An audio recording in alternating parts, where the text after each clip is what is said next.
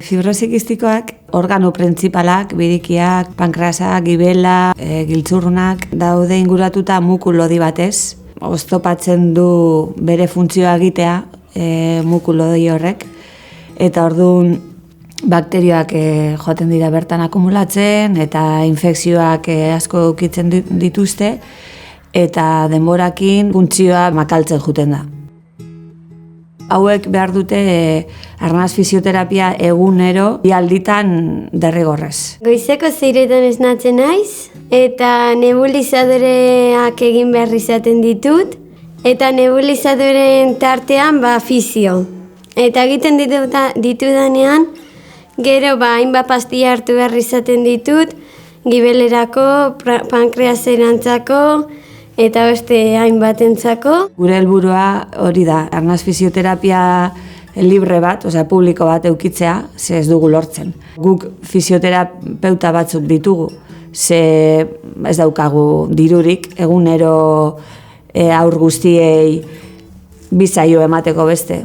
Hezkuntzak esaten digu fisioterapiari buruz osasun saila arduratu behar dela.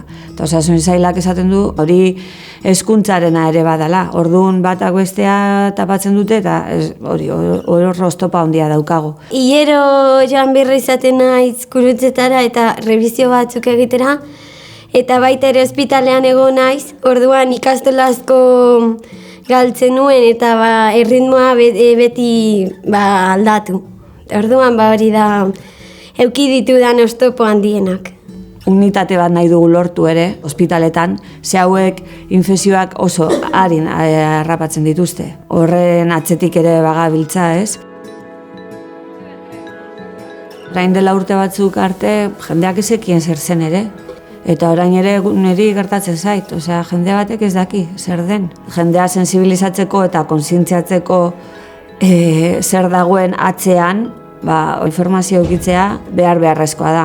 Bizitza normaltasun baten sartzeko fundamentala da, bai.